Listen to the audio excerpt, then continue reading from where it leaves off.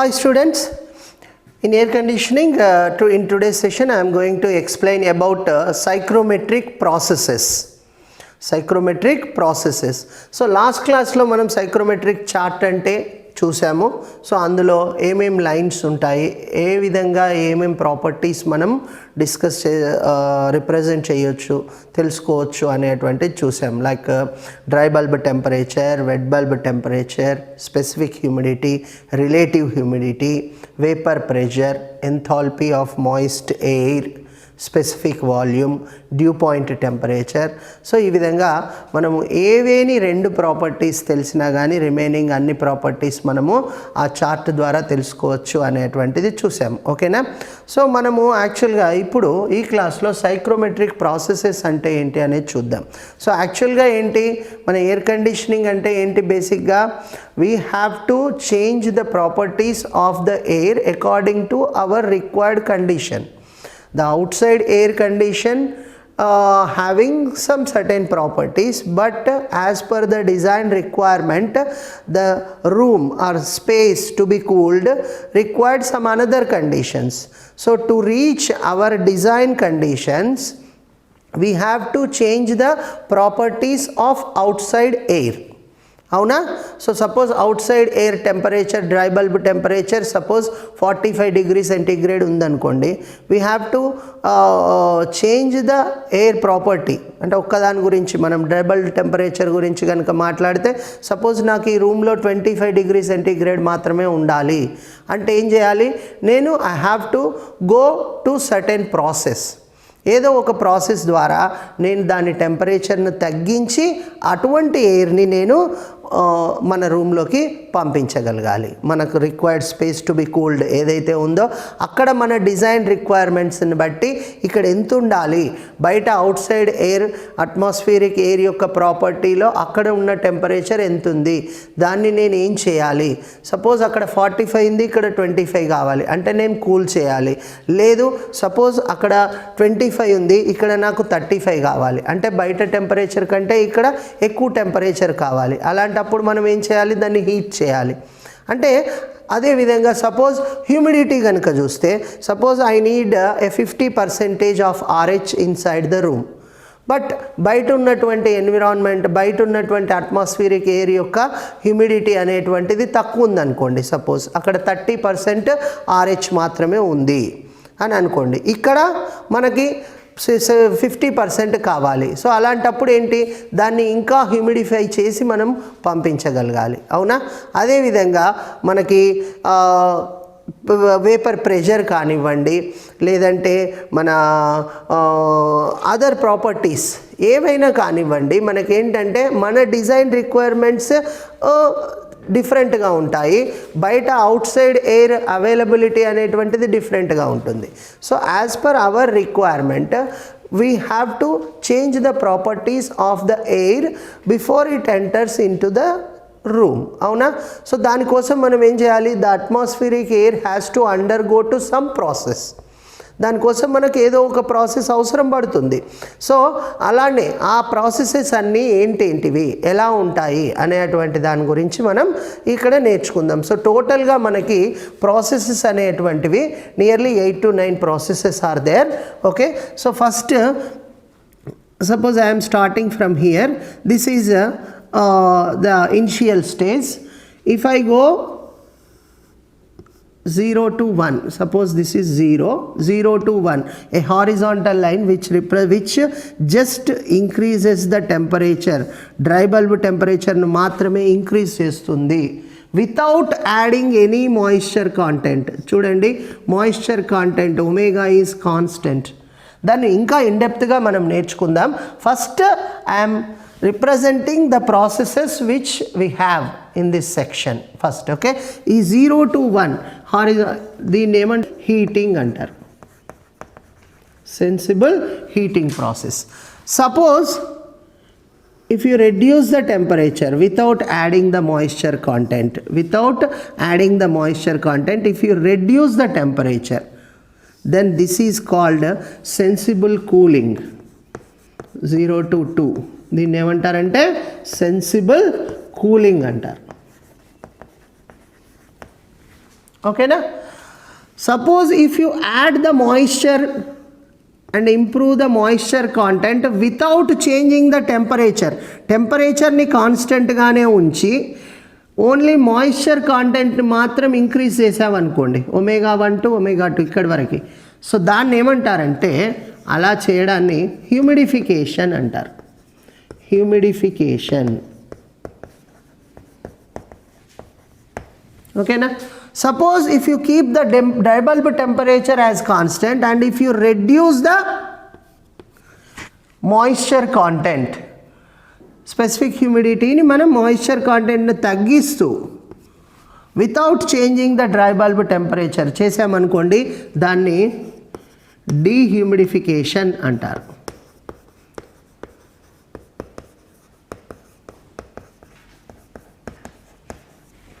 Dehumidification అంటారు. Okay. ఈ విధంగా 4 ప్రాసెసెస్. ఇంకా కొన్ని ఉన్నాయి.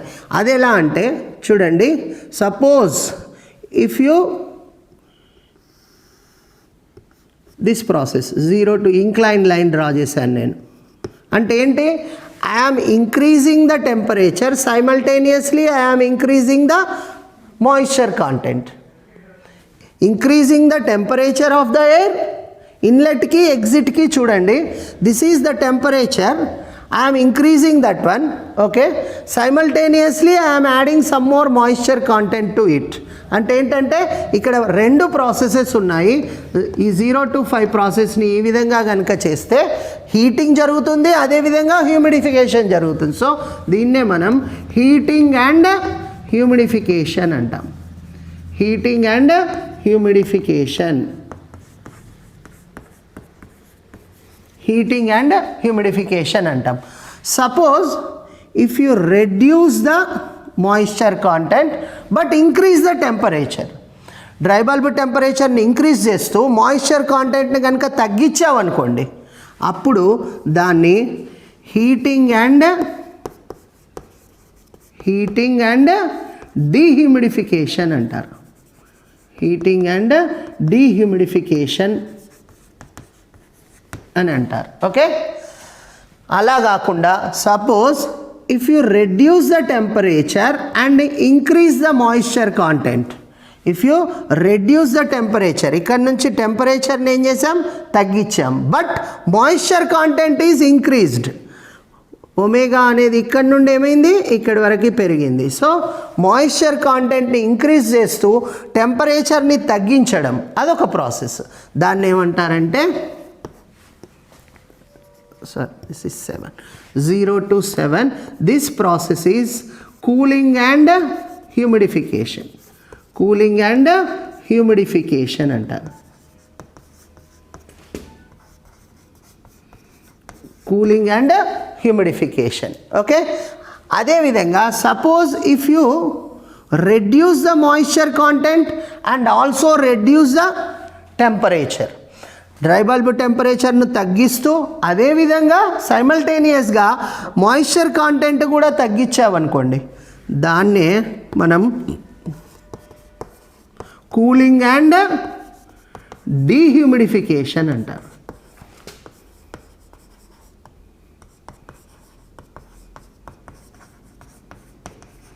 కూలింగ్ అండ్ dehumidification అని అంటారు. ఓకే. So like this we have number of processes like sensible heating, sensible cooling, humidification, dehumidification, heating and humidification, heating and dehumidification, cooling and humidification, cooling and dehumidification. So there is another one is also there, that is mixing of streams, mixing of air streams. అంటే 2-3 రకాలుగా ఉన్నటువంటి properties ద్వారా ఉన్నటువంటి ఎయిర్స్ని mix చేసి పంపించడం, అది కూడా ఒక ప్రాసెసే. అంటే anyway the air has to atmospheric outside air has to undergo some process to meet the desired conditions. Okay. So ఇవన్నీ ప్రాసెసెస్ అనేటువంటివి ఉంటాయి. One by one we will discuss about these processes individually one by. Psychrometric processes. First one చూద్దాం, sensible heating.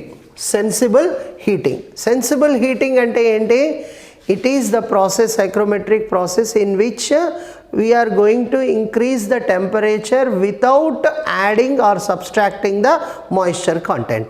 ఆ ప్రాసెస్నే మనం sensible heating అని అంటాం. అంటే మనము మాయిశ్చర్ కాంటెంట్ను యాడ్ చేయడం కానీ తీసేయడం కానీ చేయకుండా ఓన్లీ టెంపరేచర్ను మాత్రమే ఇంక్రీజ్ చేయడం, డ్రై బల్బ్ టెంపరేచర్ను మాత్రమే ఇంక్రీజ్ చేయడం, దాన్నే మనము సెన్సిబుల్ హీటింగ్ ప్రాసెస్ అని అంటాం. అది జనరల్గా ఎట్లా చేస్తారంటే there will be some sensible heating element. The air is going to be passed over the coils through which the hot steam will enter and going out through these coils. Okay, so అంటే atmospheric air అనేది ఈ విధంగా ఈ coils నుంచి పంపిస్తారు.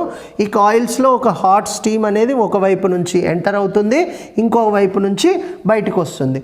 So as the air is coming in contact with the surface of these coils, so automatically the temperature of the air is going to be increased. ఇక్కడ మనకి dry bulb temperature TD1 ఉంటే బయటకు వచ్చేసరికి TD2 అంటే which is almost equal to the hot steam temperature వరకు మనకి increase అయిపోయి బయటికి వస్తుంది.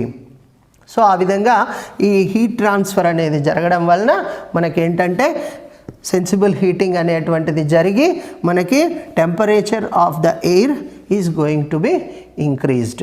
అది మనము సైక్రోమెట్రిక్ ప్రాసెస్ ప్రకారంగా కనుక చూపిస్తే చూడండి, this is the initial stage of the air and this is the end stage. So first entry స్టేట్లో డ్రై బల్బ్ టెంపరేచర్ ఇంత ఉంది. During the sensible heating process it is going to be increased to TD2. So temperature is increased. ఆ ప్రాసెస్ని మనం ఎలా చూపిస్తాం? Sensible heating ప్రాసెస్ని horizontal లైన్తో ఈ విధంగా చూపిస్తాం. Arrow mark is very very important. 1 to 2 process is 1 to 2. Okay, so initially the dry bulb temperature is ఈ మెయిన్ ఫీచర్స్ కనుక సెన్సిబుల్ హీటింగ్ ప్రాసెస్లో ఏమేమి జరిగాయి అని కనుక మనం రాసుకుంటే ఫస్ట్ థింగ్ ఏంటి? The dry bulb temperature DBT is increased from TD1 to TD2. అవునా? డ్రై బల్బ్ టెంపరేచర్ ఇంక్రీజ్ అయింది. అదేవిధంగా is we are added or subtracted any moisture content? No, మనం ఎటువంటి మాయిశ్చర్ కాంటెంట్ను యాడ్ చేయడం కానీ తీసేయడం కానీ చేయలేదు. సో కాబట్టి చూడండి, ఇక్కడ మీరు ఈజీగా రిప్రజెంట్ చేయొచ్చు. The ω1 is equal to ω2 means specific humidity అనేది మారదు. So specific humidity is constant. During the sensible heating process, specific humidity is constant. ω1 is equal to ω2. Okay, తర్వాత ఇంకా రిమైనింగ్ థింగ్స్ చూడండి. The WBT means the inclined line drawn from the saturation curve. ఈ విధంగా incline lines draw చేసినటువంటివి వీటినే మనం WBT lines అని అంటాం. అవునా? WBT ఇక్కడ సైక్రోమెట్రిక్ సాచురేషన్ కర్వ్ మీద రిప్రజెంట్ అయ్యి ఉంటుంది. So WBT wet bulb temperature is increased from here to here. So wet bulb temperature is increased. Wet bulb temperature increased from WBT1 to WBT2. అవునా? So అది తర్వాత ఇంకోటి due point temperature కనుక చూస్తే dew point temperature means which is the saturation temperature measured and the saturation curve. Horizontal లైన్సే కదా. సో ఇది హారిజాంటల్ లైన్ కాబట్టి ఆబ్వియస్గా the line is going to intersect the saturation curve on the same point. So entry లెవెల్లో కానీ exit లెవెల్లో కానీ డ్యూ పాయింట్ టెంపరేచర్ ఏమీ మారదు. So DPT remains constant. DPT remains constant. Okay, తర్వాత ఎంథాల్పీ ఉంటాయి. జనరల్గా ఎంథాల్పీ లైన్స్ అనేటువంటి డయాగ్నల్ స్కేల్ మీద ఇక్కడ అవుట్ సైడ్ ద చార్ట్ ఈ విధంగా మెన్షన్ చేసి ఉంటాయి. So and those lines are parallel to the WBT lines. So ఈ లైన్స్ని ఈ విధంగా ఎక్స్టెండ్ చేస్తే మనకి ఇక్కడ H1 H2 వస్తుంది ఇన్ కిలోజౌల్స్ పర్ కేజీలలో మెజర్ చేస్తారు. So the amount of the enthalpy, so this is increased from H1 to H2. Enthalpy increased from H1 to H2. జనరల్గా ఏంటంటే ఆ sensible heat how much it is absorbed to increase the dry bulb temperature from TD1 to TD2, that is sensible heat. The change in enthalpy you can easily calculate. Change in enthalpy ఏ విధంగా calculate చేస్తారంటే which is equal to MCP delta T. MCP delta T, the change in dry bulb temperature, TD1 minus TD2 itself gives the change in enthalpy. ఈ విధంగా కూడా మనం చెప్పొచ్చు. Okay, which is increased. So TD2 minus TD1. Okay, and ఇంకేమున్నాయి? Specific volume. Specific volume is also the inclined lines, but the inclination is more than the WBT. అవి తెలుసు కదా మీకు, లైన్స్ ఈ విధంగా రిప్రజెంట్ చేసి ఉంటాయి. స్పెసిఫిక్ వాల్యూమ్ ఎక్కడ రిప్రజెంట్ చేసి ఉంటుంది? బాటమ్ ఆఫ్ ద చార్ట్ ఇక్కడ మెన్షన్ చేసి ఉంటుంది, మీటర్ క్యూబ్ పర్ కేజీలలో, అవునా? Which is also increased from V1 to V2. Specific volume also increased. Specific volume increased from V1 to V2. ఇంకొకటి ఏంటిది? Last but not least is the relative humidity. Relative humidity π1, అవునా? So జనరల్గా saturation curve అయితే ఇది 100%. ఇక్కడ నుంచి step by step తగ్గుతూ వస్తూ ఉంటుంది, అవునా? 90, 80, 70, 60, 50 ఈ విధంగా తగ్గుతూ వస్తుంది. సో ఇక్కడ ఏం జరిగింది? సెన్సిబుల్ హీటింగ్ ప్రాసెస్లో relative humidity is reduced from π1 to π2. Relative humidity is reduced. Relative humidity is reduced from π1 to π2 అని చెప్పొచ్చు. So like this, during the sensible heating process, the temperature dBT is increased and the specific humidity remains constant. dPT is also remains constant. Enthalpy is increased from H1 to H2. WBT is increased from WBT1 to WBT2, and relative humidity is reduced from π1 to π2. So this is about sensible heating process.